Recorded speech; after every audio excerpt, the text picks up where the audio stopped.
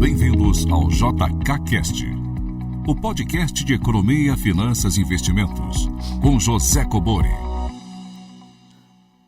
Sejam todos muito bem-vindos ao 18º episódio do JKCast. Meu nome é José Cobori.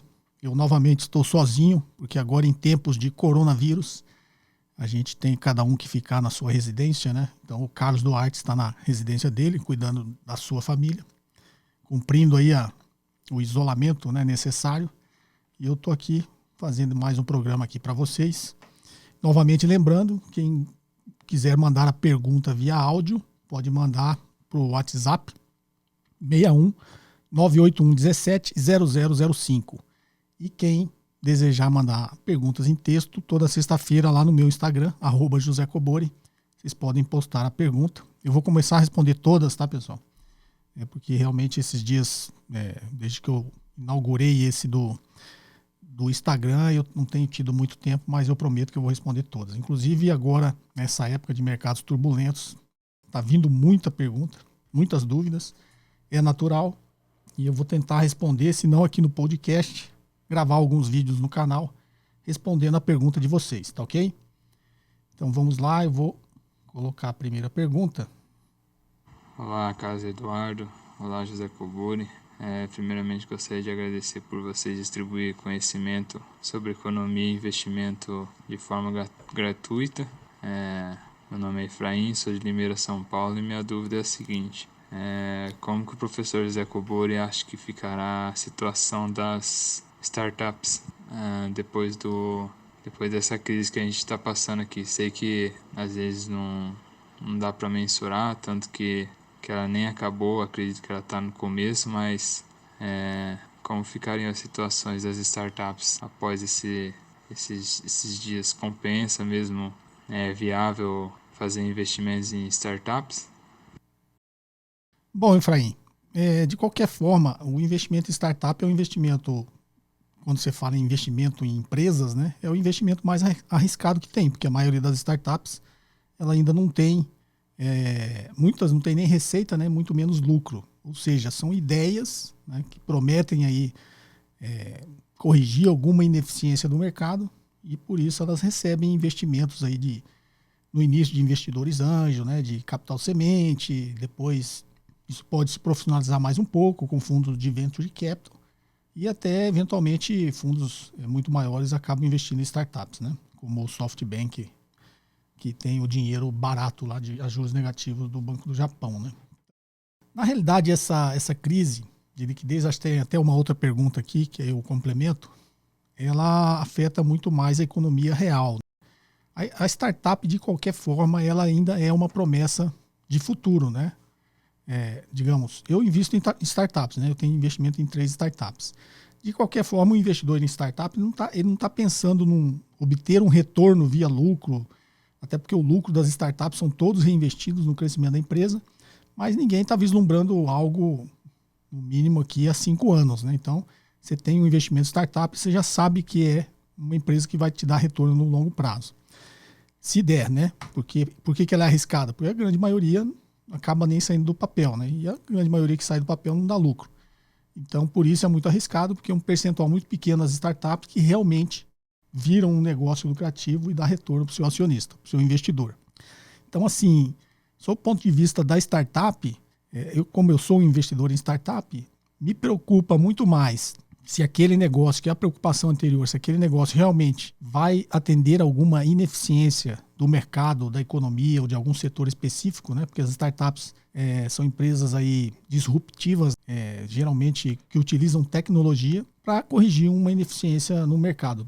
Mais que não seja um mercado inovador, pode ser um mercado maduro, né? Acho que eu até comentei aqui, o Uber, ela corrige uma ineficiência do mercado de transporte, o mercado maduro, o mercado antigo, o mercado tradicional, o setor, né? Então, acho que o foco do investidor em startup ainda é olhar se aquele negócio, aquela startup, passando por esse cenário, né, de grande incerteza no mercado, de grande turbulência e um grande impacto econômico que esse evento inesperado do coronavírus trouxe para as economias, para o mundo todo, qual vai ser o impacto dela em cima dessa empresa, da startup. Sob o ponto de vista de curto prazo, que é o que todo mundo se preocupa, né, essas bolsas todas caindo, circuit break, esse pânico, né, essa incerteza toda, os investidores todos muito, digamos, inseguros, o mercado todo atrás de liquidez, mas isso não afeta a startup. O investidor startup não é afetado por isso, ele não está preocupado. A startup vai ser afetada como qualquer empresa, se o negócio dela for mal, ou se esse cenário econômico, né, de recessivo ou até depressivo, vier a prejudicar o negócio da empresa. Então, a sua análise continua sendo uma análise de longo prazo, especificamente sobre o negócio daquela empresa, daquela startup. Tá ok, Efraim? Espero ter respondido a sua dúvida. Não sei se você é um investidor em startup, né? Mas acho que você tem que manter o seu foco em avaliar aí os fundamentos dessa startup, se ela realmente vai conseguir extrair lucro do mercado. Tá joia? Vamos aqui então para a próxima.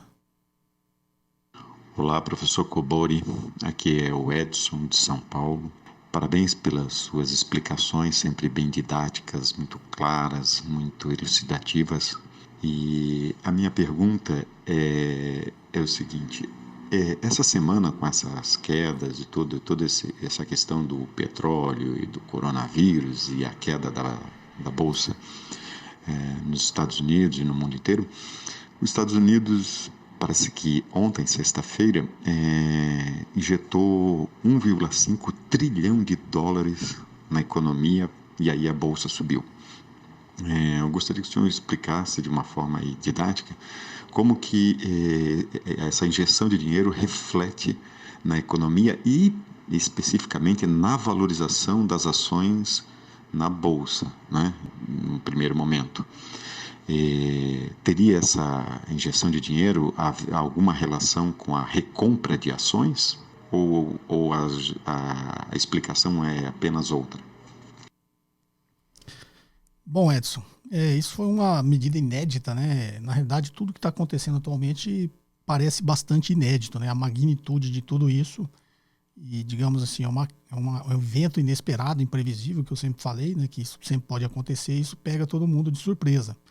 Então, a gente estava num mercado de euforia, né? Já tem um ano que eu venho falando isso para tomar cuidado, que geralmente esses mercados de euforia acabam dessa forma. A gente nunca sabe quando vai vir um evento inesperado e vai acabar com a alegria de todo mundo.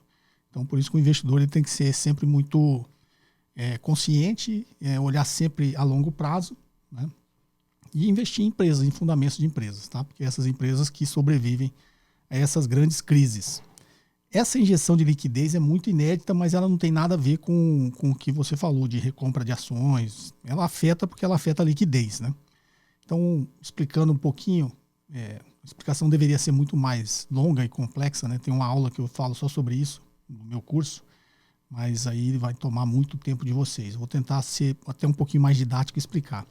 O que acontece nesses momentos que a gente está passando, né? Existe uma grande crise de liquidez. O que é crise de liquidez? Falta de dinheiro, porque as crises elas destroem riquezas. Então, pegar o exemplo lá de 2008, da crise do subprime, né? Muita gente investiu, muitos fundos compraram esses títulos subprime e depois que o mercado imobiliário parou de subir e começou a cair, né? Já expliquei isso aqui uma vez em detalhes também. Ele chega num patamar ali que a gente chama de break-even, né? Do preço ali do imóvel com o valor do aluguel.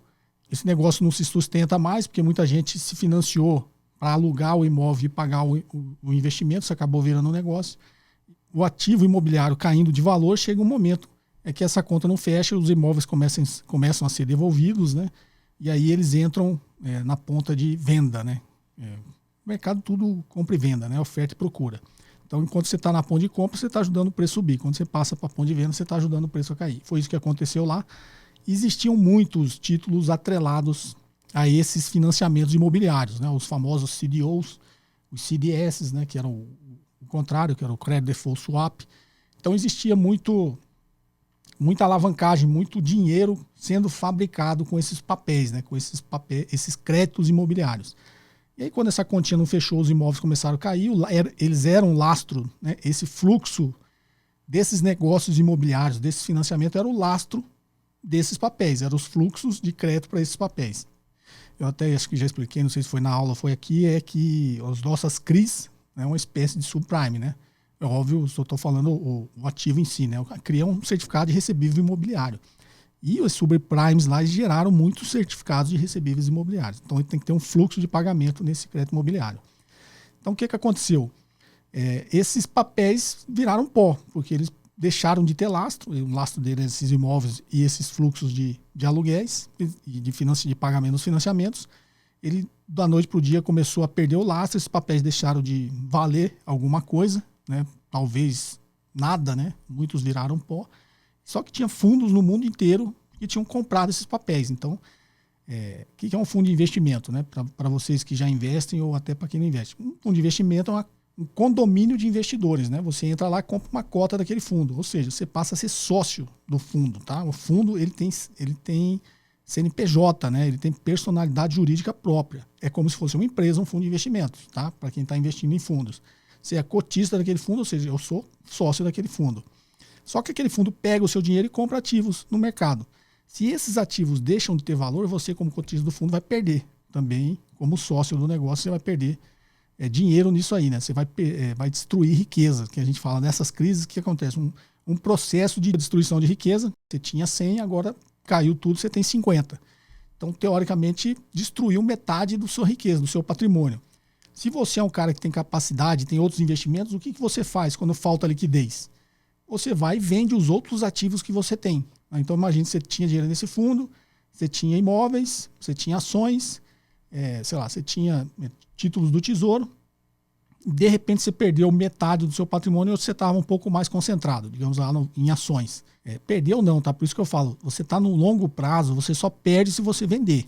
Mas tem muitos investidores ou até grandes fundos que eles precisam daquele fluxo, né? O fundo de investimento ele precisa cobrir o resgate dos seus cotistas, né? Se você for lá pedir o resgate do fundo, ele em algum momento ele mantém um caixa ali que em tempos normais ele consegue pagar os resgates sem ter que vender os ativos, suas ações, se for um fundo de ações. Só que em momentos como o atual, que existe um grande pânico, todo mundo passa, como eu disse, para outra ponta, passa para a ponta vendedora, né? Então elas começam a solicitar resgate de alguns fundos, esses fundos não tem mais caixa, aquele caixa era só para atender em períodos normais, ele paga os resgates. E aí os próximos resgates, se continuar vindo, o que ele tem que fazer? Ele tem que vender os seus ativos.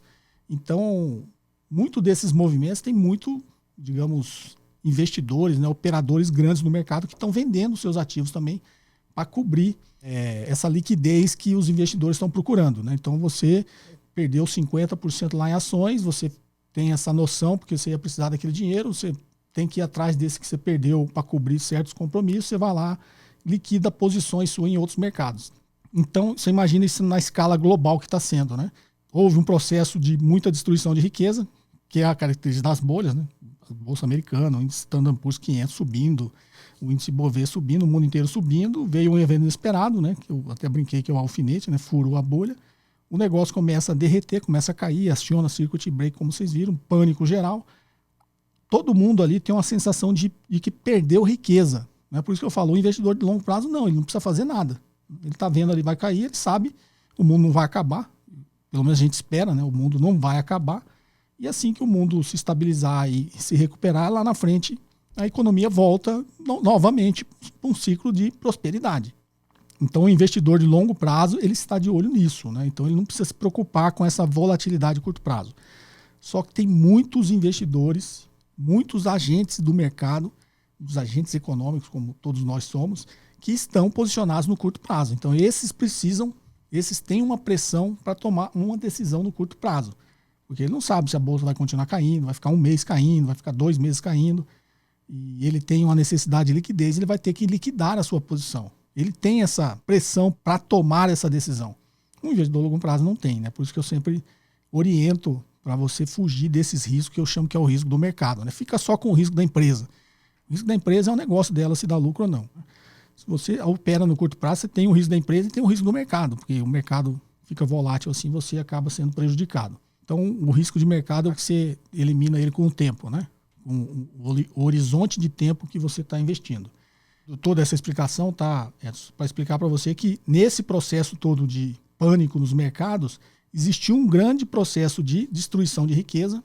E quando você destrói riqueza, existe uma corrida, uma busca por liquidez de todo mundo.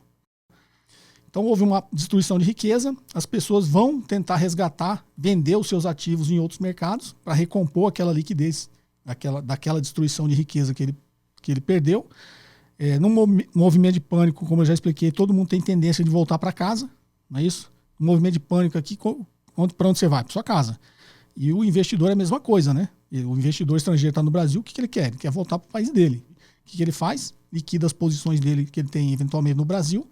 Quando ele vende as ações na bolsa para ele ir embora para o país dele, ele vai ter que comprar dólar. Por isso que a bolsa cai e o dólar sobe, porque começa a existir um fluxo de capitais nessa saída para comprar dólar para sair do Brasil, e a taxa de câmbio dispara. Então, quando você tem esse pânico e essa busca por liquidez, existe uma probabilidade muito grande do mercado que a gente fala travar, né? O mercado congelar.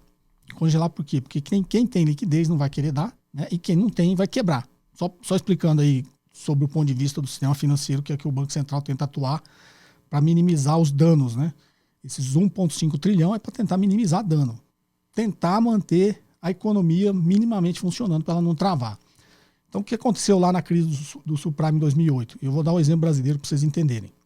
Existiu tudo isso que eu falei agora, o mercado travou. E o que é o mercado travar? O mercado interbancário, o mercado do sistema financeiro, eles trocam dinheiro entre eles. Tá? Ou seja, o banco grande troca dinheiro com o pequeno, troca dinheiro com outro banco grande, que é o que forma a taxa do CDI. Então, o mercado para nós, clientes e investidores, fecha lá no horário bancário e logo depois começa o mercado interbancário, que é o mercado entre eles. Né? Então, eles têm que fechar a contabilidade dele, o balanço deles, eles começam a trocar dinheiro. Um emprestou 50 milhões a mais do que conseguiu captar, então ele vai precisar daqueles 50 milhões, ele vai no mercado interbancário e empresta do outro banco. Sei lá, o Itaú vai lá e empresta do Bradesco. Na crise do subprime tinha muitos bancos pequenos e médios no mercado interbancário. Normalmente, como qualquer situação de crise, os bancos maiores, ele tem qual o receio dele, a incerteza? Opa, esse banco pequeno aqui, esse banco médio pode quebrar, né? A crise está muito forte. Eu não vou trocar dinheiro com esse cara que ele pode quebrar e aí eu não vou ter meu dinheiro de volta. O que acontece? É a profecia autorrealizável, né? Como todo mundo para de fornecer liquidez para os bancos médios e pequenos, eles quebram. Porque os clientes dele vão querer sacar o dinheiro nesse momento de pânico, de crise. Por isso que grandes bancos até quebram nessas crises, né? Na crise subprime, vários quebraram. E você não pode deixar um banco quebrar porque ele tem um efeito dominó, né? Você é o cliente do banco A, aí você vê o banco B quebrando e o seu amigo que é cliente do banco B ficando sem dinheiro. O que você faz? Você vai lá correr no seu banco A, retirar o seu dinheiro.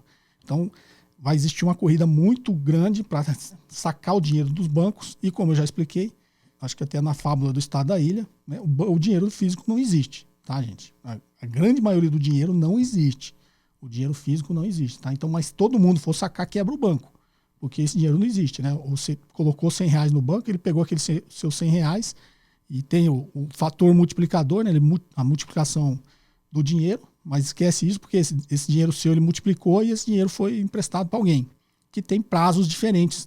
Você investiu para retirar daqui 1 ano, sei lá, ele financiou, com esse dinheiro seu, financiou um imóvel em 10 anos. Então os prazos não casam. Quando você for lá retirar esse dinheiro, né, todo mundo indo retirar o dinheiro ao mesmo tempo, não tem como o banco cobrir isso, o banco quebra, tá? Então, por isso que existe índice de Basileia, né, que é capital exigido dos bancos, para tentar manter aí uma certa margem de segurança no sistema financeiro. Então, quando acontece isso no mercado interbancário, existe uma grande probabilidade dos bancos pequenos e médios quebrarem. O que os bancos centrais fazem, e foi feito no Brasil, eles entram atuando nesse mercado para dar liquidez para o mercado, dar liquidez para esses bancos pequenos e médios. Como que ele faz isso? Ele devolve o dinheiro. Ele tem vários mecanismos, né? Vocês já devem ter ouvido falar do depósito compulsório.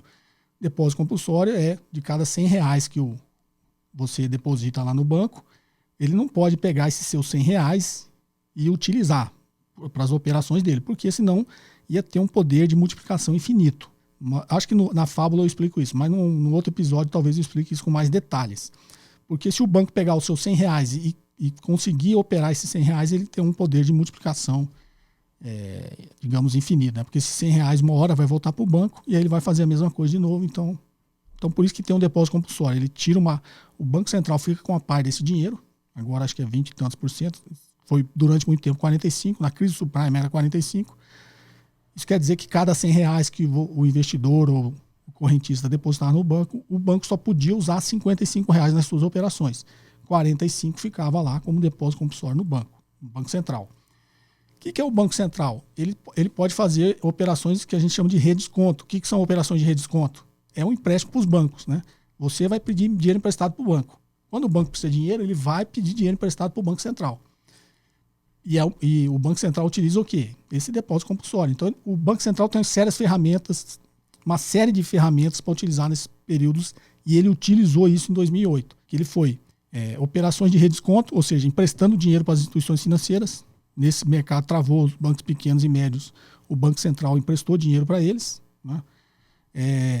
Liberou uma parte do compulsório, ou seja, aquele banco, lembra do 100? Você pôs 100, o Banco Central ficou com 45 compulsório, o banco ficou usando 55. Num momento extremo desse, o que o Banco Central fez? Liberou uma parte desse compulsório para dar liquidez para esses bancos. Porque o Banco Central, teoricamente, se ele deixar um quebrar, vai ter aquele efeito dominó. Então ele tem essa preocupação. E aí, quando quebra, isso realmente o mercado trava, né? Então o Banco Central tem esses mecanismos, né, para atuar nesses momentos dando liquidez. Só que depois da crise subprime tiveram várias inovações, né, de como os bancos centrais injetam liquidez. Só explicando, sem querer ser muito longo, mas só para vocês entenderem, todo banco tem uma reserva em dinheiro e uma reserva em títulos. Aqui não tem um flip chart, quando eu dou aula eu sempre explico. Imagina duas barrinhas, né? Uma é dinheiro e a outra é títulos. Títulos públicos, títulos da dívida pública. O Banco Central controla a liquidez do mercado trabalhando com esse balanço do banco. Lembra lá da taxa de juros? Ele baixa a taxa de juros que ele está fazendo. Está injetando dinheiro no mercado. Como que isso é feito na prática? Quando ele baixa a taxa de juros, o título do Tesouro passa a ser menos interessante, né? Você estava investido lá a 10%, agora você está investido a 3,75%, sei lá. Alguma hora os investidores vão começar a sair do mercado porque ele não quer mais emprestar dinheiro para o governo com essa taxa muito baixa. Então todo banco, quando o Banco Central leilou esses títulos, os bancos são os grandes dealers. Eles compram esses títulos e põem de lastro nos fundos que ele vende para a gente, né? Então você investe no fundo DI, no fundo de renda fixa, na verdade você está comprando título do Tesouro. Porque o banco está colocando aqueles títulos que ele comprou num fundo de investimentos que vai vender para você na ponta. Então como que esse dinheiro sai da sua mão e volta para sua mão? Dessa forma, né? Acho que teve alguns que me perguntaram, mas como que isso é feito? Dessa forma, tá? Então o Banco Central quer injetar liquidez no mercado, ele baixa a taxa de juros, então vai diminuir, a barrinha aqui dos títulos diminui, porque todo mundo não quer mais, e a barrinha do dinheiro sobe. Quando ele faz o inverso, né, ele quer tirar dinheiro do mercado, aumenta a taxa de juros, a barrinha do dinheiro sobe e a barrinha do título. Então todo banco tem essas reservas de título e cash, dinheiro, né? E o Banco Central fica controlando essa liquidez no mercado. Num momento como o atual, qual que é o grande problema que eu falei? Liquidez, né? Esse pânico todo mundo, todo investidor querendo liquidar a posição, todo mundo querendo correr para ativos de menor risco, né, com medo dessa incerteza que está no mercado, todo mundo fazendo isso ao mesmo tempo, dá uma crise de liquidez. Se der uma crise de liquidez, trava o sistema, trava o mercado, trava a economia, quebra banco, quebra empresa, quebra um monte de coisa. O que o Banco Central está fazendo? Qual que é a intenção dele? Tá? Não estou julgando se é certo ou se é errado o que ele está fazendo, estou explicando o mecanismo. O que o Banco Central americano fez? Injetou 1,5 trilhões. Se você vê o comunicado do Fed, ele está dizendo, dia tal eu vou comprar 500 bilhões em títulos, se não me engano era de 3 meses, títulos dele, né, do Tesouro Americano.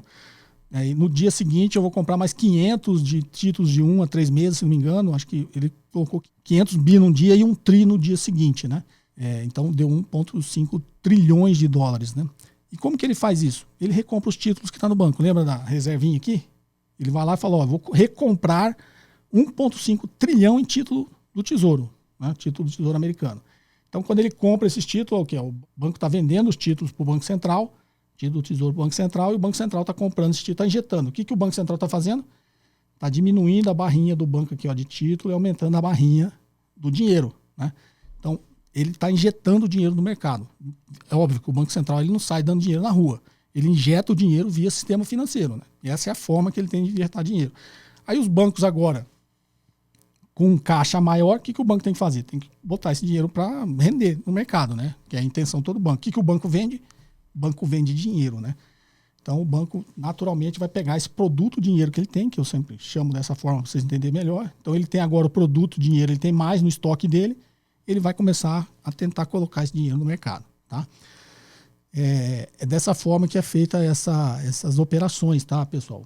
Não sei se eu fui delonguei demais, mas até fazendo aí um paralelo, uma crítica desde da crise subprime, o que aconteceu? Essa grande injeção, os quantitative easing, né, que o Banco Central americano fez, que o Fed, que é o Federal Reserve, fez, existia uma expectativa que esse dinheiro ia gerar muita inflação, né, chegando até uma hiperinflação. Porque esse dinheiro indo para o mercado, ele ia virar consumo, ia pressionar os preços e ia gerar inflação. E acabou que isso não aconteceu, né, gente? Então essas as grandes inovações que o mercado faz, que aí os economistas ficam tentando entender, né? E a grande explicação a gente está vendo agora, né? E eu não sou o profeta do pessimismo, mas eu já falo isso há um ano, que esse dinheiro estava indo para quê, gente? Se não estava gerando inflação, esse dinheiro estava indo para algum lugar. Para onde esse dinheiro estava indo? Para comprar ativo financeiro. Ou seja, qual que é a intenção do Banco Central? Que ele vira consumo. Você compra uma geladeira, troca seu carro, compre arroz, né? Vira consumo, tem que virar consumo. Aí vai pressionar. E em certo momento vai ter inflação. Como a inflação não veio, né? Porque não veio? Porque todo esse dinheiro não estava indo, né, para consumo. O que esse dinheiro estava fazendo? Estava indo comprar ativos financeiros, né? Então, em vez de comprar arroz, estava indo para comprar ações. Não é isso? Quando eu falo ativo financeiro, eu estou simplificando para vocês entenderem, né? O dinheiro foi injetado no mercado para comprar geladeira, comprar fogão, comprar arroz, e o dinheiro não estava comprando geladeira, nem fogão, nem arroz, estava comprando ações, tá? E aí, por isso, não teve uma inflação no consumo, mas teve uma inflação em ativos financeiros. Esses ativos começaram a subir muito e a se descolar dos fundamentos. Então, não é que eu quero dizer que sirva como uma lição, mas eu tenho quase 30 anos que eu estou no mercado, já vi isso acontecer várias vezes, tá, pessoal? Então, em momentos de euforia, quando você fica alertando isso aí, você é tido como meio o cara antiquado, o cara que ficou para trás, né? Eu lembro que faz um ano que eu estou falando sobre isso, né? Se você quer investir em ações, eu estou dizendo como que você investe em ações em tempos de crise ou de prováveis crises. Foi os últimos vídeos meus, eu falei muito sobre isso, né? Ações em tempos de crise, comprar empresas, né, que têm fortes posições de caixa e tal. Quem seguiu, né, essa orientação agora está muito mais tranquilo. Mas o que sempre antecede uma grande queda é um grande momento de euforia, tá? Por isso que o mercado é cíclico. Então, quando o mercado está surfando esse momento de euforia, todo mundo que aparece para dizer que tem alguma coisa errada, que é para tomar cuidado, é tido como antiquado, é o pessimista, é o profeta do apocalipse. Todo mundo tem essa visão, tá, gente? E vocês que seguem aqui o canal e o podcast, não. Eu recebo muito mais comentários positivos do que negativos, mas eu recebo comentários negativos também. E aí muitas vezes você vê uma pessoa que entrou, você vê em 2 ou 3 anos, triplicou o número de investidores pessoa física na Bolsa, né? Passou acho que de 600 mil para cresceu mais de 1 milhão, acho que de investidores, 1,5 milhão, assim, tem um número correto aí. Mas, ou seja, triplicou o número de investidores nos últimos 3 anos. O que quer dizer, gente? De todos os investidores que tem aqui, a maioria entrou de 2 anos para cá, ou seja, investidores novos, né? Investidores novos e inexperientes. A grande maioria não sabe nem o que é uma ação, né? Não sabe diferenciar. Se você perguntar porque ele, inclusive uma frase tem no meu livro, né? Se você perguntar porque ele pagou R$10 numa ação, ele não vai saber te explicar, tá? Então, esses momentos de euforia tem alguns sinais, a gente até brinca, né? Ó, quando tá todo mundo entrando na bolsa, tem alguma coisa errada. Então, isso já era um grande sinal que era um momento de muita euforia, não é isso? E quando você alerta, você vê que todo mundo que te critica, é engraçado que são essas pessoas novas que entraram no mercado. Então a pessoa, isso é do ser humano, né? Ele entra agora, começa a ganhar dinheiro porque está tudo subindo. Quando está tudo subindo, qualquer um ganha dinheiro, né? É como era lá de 2003 a 2008, a mesma coisa aconteceu. Todo mundo ganha dinheiro, todo mundo vira o gênio das finanças. Todo mundo começa a dar curso, começa a ensinar como investir em ações, começa a não sei o quê. Você pode ver que a grande maioria foi expurgado do mercado agora nessa crise. Ou será ainda, tá? Então, você passa muito... E eu lembro que eu até citei o Warren Buffett, né? Ele foi dado como antiquado. Eu conto, nas minhas aulas no MBA, eu conto a historinha lá, como foi criado o Nasdaq. É uma história até legal. Quem sabe um dia eu conto aqui. Que como foi criada a Bolsa Eletrônica Nasdaq, né? É uma história legal. Depois, com mais tempo, senão eu vou sair do foco aqui. Eu conto. E na época que o Nasdaq, né, a bolsa eletrônica, as empresas estavam abrindo capital na bolsa eletrônica lá, que era a Nasdaq, porque ela não podia, só fazendo adendo, não podia abrir capital na bolsa de Nova York, porque a bolsa de Nova York exigia lá que a empresa tinha que ter no mínimo 5 anos funcionando. E a grande maioria das empresas de tecnologia não tinha, né, era recém-criada. Então, por isso a bolsa Nasdaq, que aceitava, cresceu muito rápido.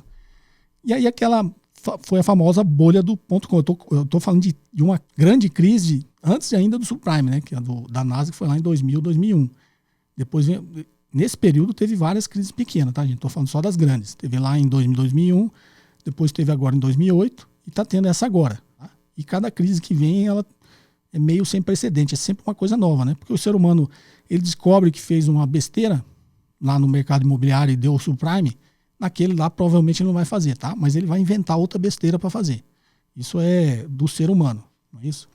Então, o que aconteceu lá no Nasdaq? Mesma coisa. Todo mundo, mercado de euforia, empresa.com subindo, tanto que foi conhecido como a bolha da bolsa eletrônica, né, dos Nasdaq, das empresas.com, todas as empresas subindo e o Warren Buffett não estava investindo naquilo.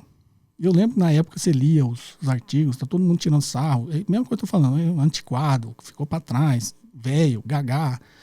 Coitado, escutou tudo. Só que é óbvio, ele não liga para isso, né? Mas quem é que estava chamando ele de velho, gagá, antiquado? É um cara que já investia há muito tempo? Não, eram os investidores novos. Provavelmente quem estava investindo nessas .com. Falando que ele não sabia mais avaliar a empresa, não sei o que, e ele ficou. Quando o mercado derreteu, teve uma bolha, o que aconteceu? Ele foi lá e começou a comprar a empresa. Ele não estava investindo naquilo, ele estava com dinheiro em cash, né? 2008, a mesma coisa. A mesma coisa. Todas as empresas subindo, inclusive o Warren Buffett era um que estava dizendo que tinha alguma coisa estranha no mercado. Todo mundo subindo. Novamente, quem surfou essa onda de 2003, 2008, gênio das finanças, né? Você pegar 5 anos subindo, qualquer ação que você comprar, você vai ganhar dinheiro. Todo mundo vira gênio das finanças. Todo o mercado subindo. E ele avisando. O mercado caiu, o que ele fez? Foi lá e comprou um monte de ações.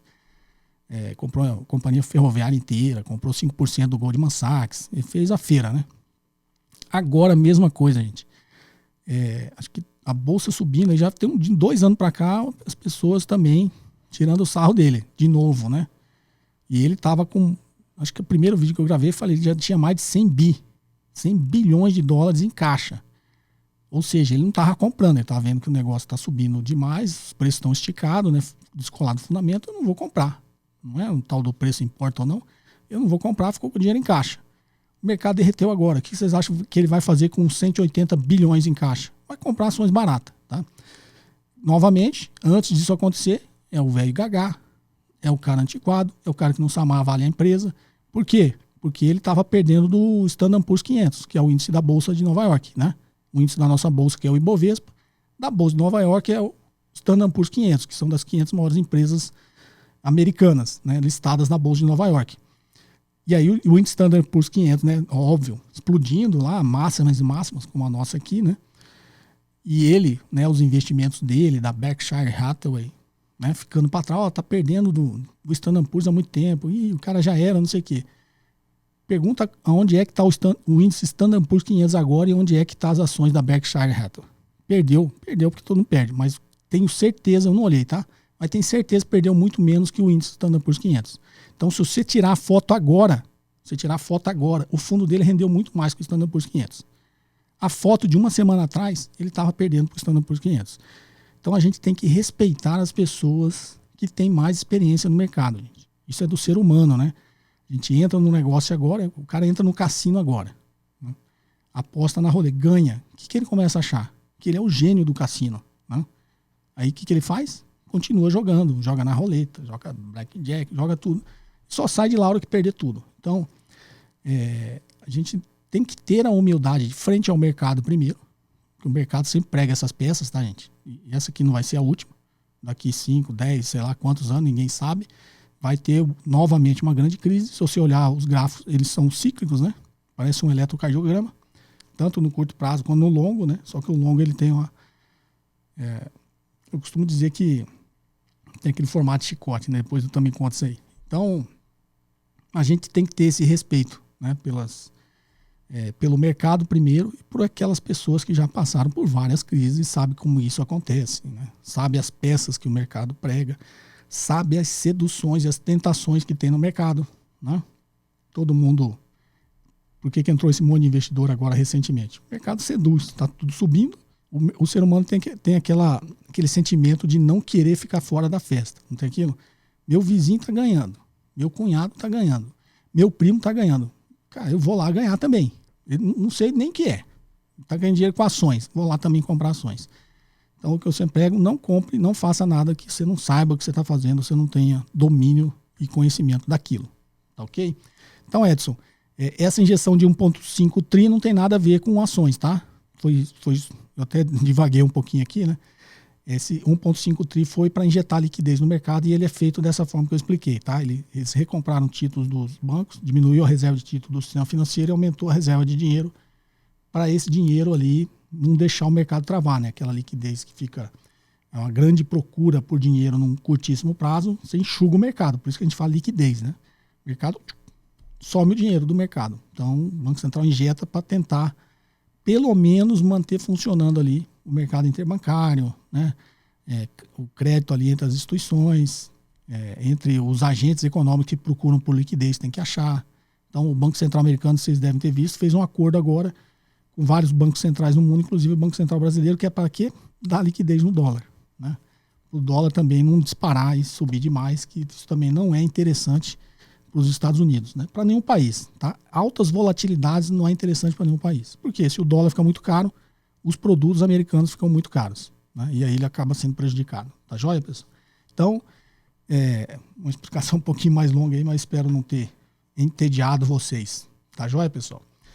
Agora eu vou ler aqui, tem duas, vamos ver se eu consigo, né? Vou ler duas perguntas aqui. Se eu não conseguir, eu leio só uma e eu respondo outra no canal, tá, pessoal? Vem, tem que tirar o óculos para enxergar aqui. Bom dia, Cobori. Primeiramente, parabéns pelo programa, muito didático. Meu nome é Ricardo Saponara e sou atuário, economista, professor de finanças e analytics, além de ser um grande entusiasta de investimentos. Pergunta para seu podcast.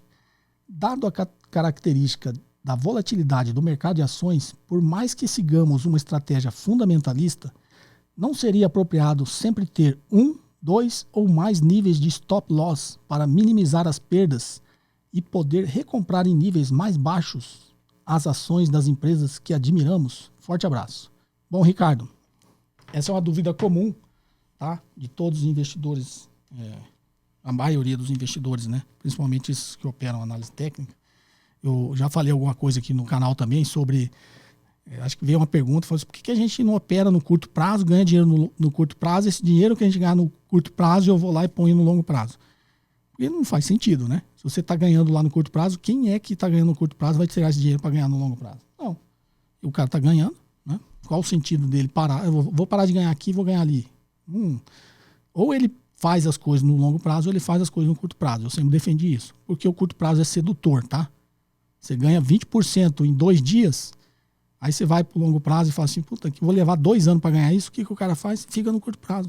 Só que ele esquece que no outro dia ele pode perder os 20%, né? O ser humano sempre acha que vai só ganhar. E a sorte sempre vai estar do lado dele. Então, Ricardo, quando você está misturando aqui um pouquinho análise fundamentalista e análise técnica, né? Para quem não sabe, stop loss é uma ordenzinha que você programa lá, para quem opera aí, né? Está lá no seu... Hoje a gente faz...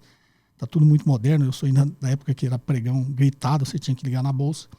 Hoje você faz tudo no celular, né? Você vai lá, todos os corretores têm um aplicativo, o cara faz de qualquer hora no celular, que ele fala, comprei a ação a 10. Deixa eu colocar um stop loss. O que é o stop loss traduzindo? Né? Um stop de perda, né? É uma parada na perda. Então, se essa ação derreter, eu vou pôr um stop loss aqui em 8. Ou seja, comprei a 10, ela pode cair 20%. Se ela cair mais de 20%, o próprio sistema vai vender a minha ação. Vai acionar o meu stop loss, ou seja, a minha parada de perda, né? Vai estancar a minha perda ali, vai vender a minha ação. Então eu não vou perder tanto. Sei lá, se a ação for até 5, legal, eu vendi a 8. Né? Então é isso que o Ricardo está perguntando. Por que não colocar 1, 2 ou mais níveis de stop loss para o mercado vender a sua ação e depois você recomprar mais baixo? Essa é a grande armadilha do mercado. E quem disse para você que a ação vai cair mais? Quem disse, eu vou te falar, tá? O mercado prega peças. Eu já operei mercado futuro, tá? Lá, muito tempo atrás, né? Por isso que eu aprendi. Eu já operei índice Bovespa futuro, já operei juros, já operei dólar. Eu sei como isso funciona. E eu sei como isso é sedutor. E eu sei exatamente a peça que o mercado te prega. Eu vou te dizer que pregou em mim, prega em todo mundo. E eu sei porque na época eu conversava e todo mundo tinha esse mesmo problema. Na teoria, no seu planejamento, né? É o que os traders de curto prazo gostam de falar, no meu gerenciamento de risco, no meu controle emocional.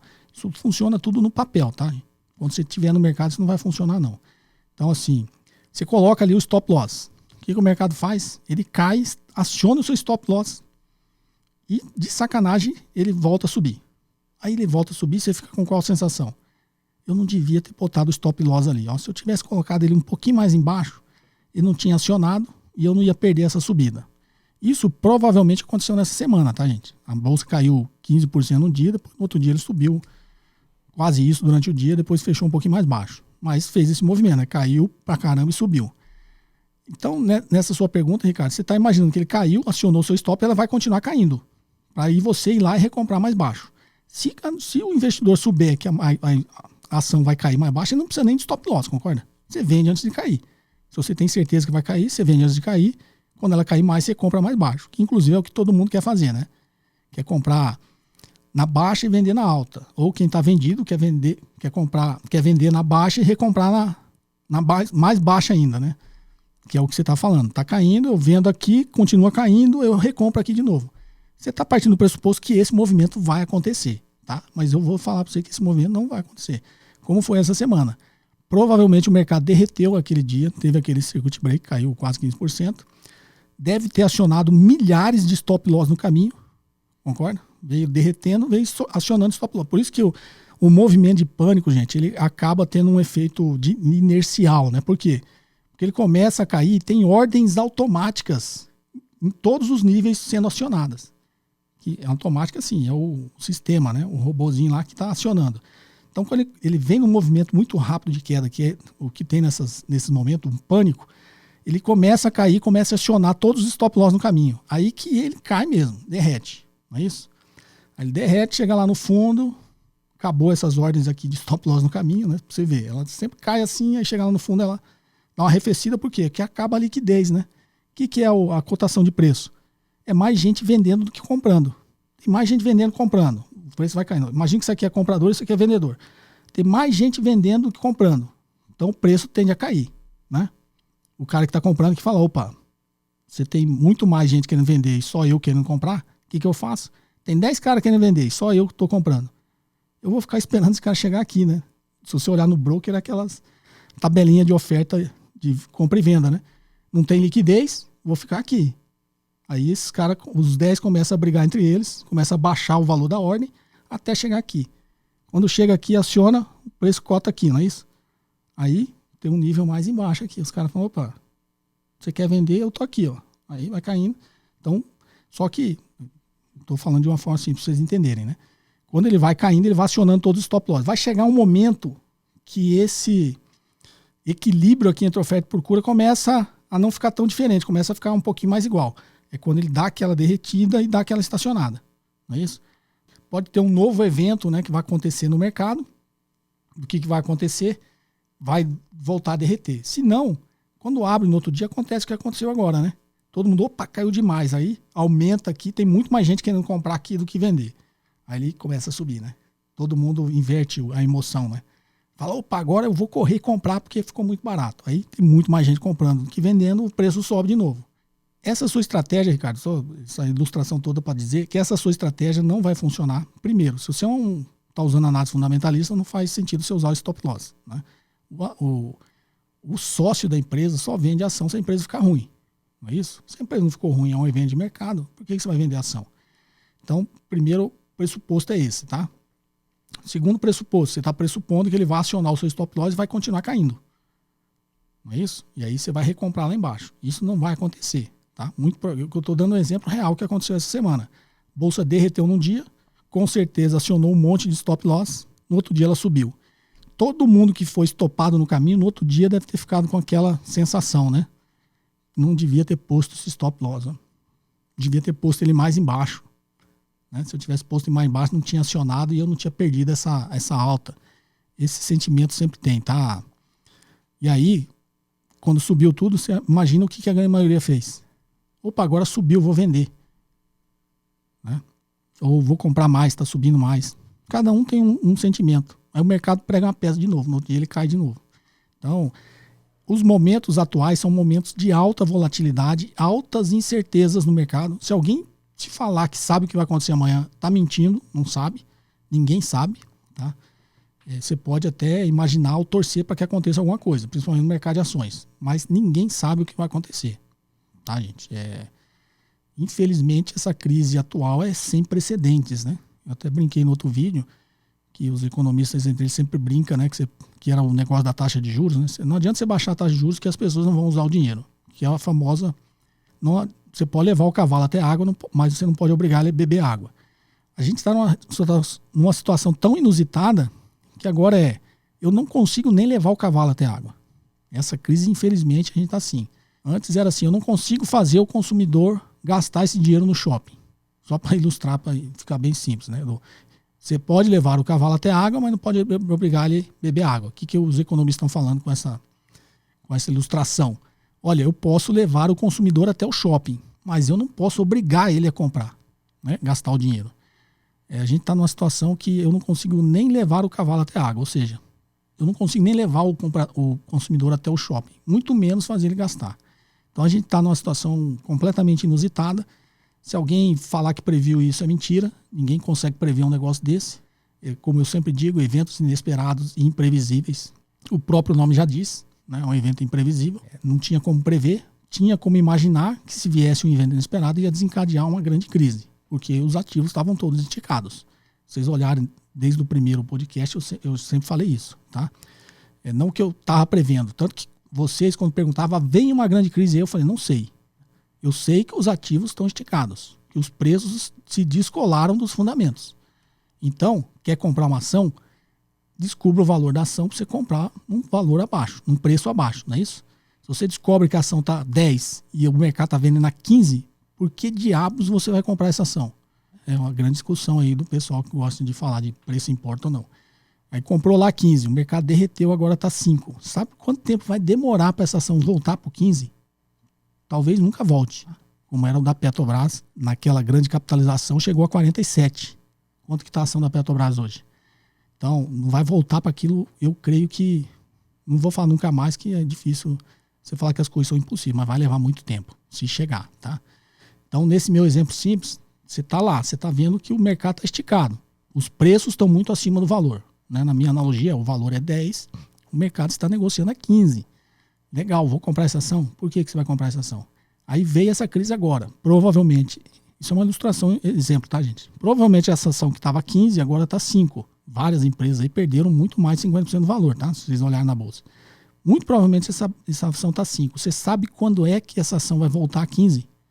Eu diria para você que em 90% dos casos nunca mais. Porque a ação que cai mais do que cai a média do mercado é porque aquela tem um bom motivo para isso. Inclusive o vídeo que eu vou até colocar aqui de novo, no meu vídeo passado eu falei, assista um vídeo mais ou menos um ano atrás que eu ponho lá 10 lições para investidores. Tem uma delas que eu falo isso. Uma ação, quando está barata, muito provavelmente ela tem um motivo para isso. Tá? Não é só porque a ação está barata que você vai comprar que ela vai subir. Não. Muito provavelmente uma ação, quando está barata, ela tem motivo para isso. E aí, vou fazendo a analogia do mercado eficiente, né? Que isso eu ensino na academia, mas é uma grande discussão entre o pessoal que fala que preço importa ou não, porque fala que o mercado sempre é eficiente. Nesse vídeo eu também falo sobre isso. O mercado é eficiente na maioria das vezes. Só que ele só te engana nas vezes que ele não é eficiente. Qual que é o segredo dos melhores investidores? Ele só opera naquele momento que ele está vendo que o mercado é ineficiente. Então, ele opera na mão certa, né? Se ele está vendo que o mercado é ineficiente, precificando um negócio muito maior, ele não compra, né? Ele compra quando o mercado é ineficiente, que está precificando muito abaixo do que vale. Então, essa é uma... Fica essa lição aí, tá, Ricardo? Continue na análise das empresas, dos fundamentos, tá? E esquece esse negócio de... Esquece não, né? Um conselho que eu daria, já que você me perguntou, não mistura, né, as estações aqui, análise fundamentalista com análise técnica, não costuma dar certo, tá? Até porque a sua pergunta parte do pressuposto que você vai vender e o preço vai continuar caindo. Isso nem sempre acontece. Tá joia? Deixa eu pegar mais uma. Vai ficar um pouquinho mais longo, mas vale a pena, né? Bom dia. Devido às quedas dos juros, como toda a massa efetuou investimentos em fundos de ações. Todos nós novatos estamos assistindo o capital descer a cada dia. Tenho uma dúvida igual a de um colega que vi nos comentários. Existe a possibilidade do valor investido nesses fundos derreter totalmente e chegar a zero? Ou seja, derreter por completo? E se negativar, como fica a situação de quem investiu nesses fundos? Ele não colocou o nome, mas se ele estiver escutando, ele sabe. Essa pergunta é bastante interessante, que as pessoas às vezes não têm noção, né, do que eu falei no início. Um fundo de investimento é uma empresa. Ele tem CNPJ e tem personalidade jurídica própria. Então é a mesma coisa que você está comprando a cota de uma empresa. Você está comprando a cota de um fundo de ações, você está comprando a cota de uma empresa. Que é uma empresa o quê? Se eu fosse fazer uma analogia, é uma empresa de participações, né? Você pega o seu dinheiro e compra participações em empresas. Então, como toda empresa, ela pode quebrar, pode falir. Como eu falei na crise subprime, vários fundos faliram. Pode derreter e chegar a zero? Pode. Pode ficar negativo? Pode. O que acontece nessas situações? Você é sócio dessa empresa, você vai ser chamado a cobrir o prejuízo. Como uma empresa, você é sócio da padaria, ela deu prejuízo. Bem, pessoal, desculpa, eu dei uma cortada aqui porque realmente acabou o espaço no cartão aqui. Eu achei só esse pedacinho final aqui pra gente encerrar, tá? Tem bastante perguntas aqui, eu respondo no canal e respondo novamente aqui o resto no podcast. Agradeço a atenção de vocês, espero que vocês tenham gostado desse episódio. Novamente, para quem quiser enviar áudios com as suas perguntas, o DDD é via WhatsApp, o DDD é 061 981 17 0005 e perguntas toda sexta-feira pelo Instagram no @JoséCobori. Tá ok? Um forte abraço e até o próximo episódio. Você ouviu mais um episódio de JK Cast, o podcast de economia, finanças e investimentos com José Cobori.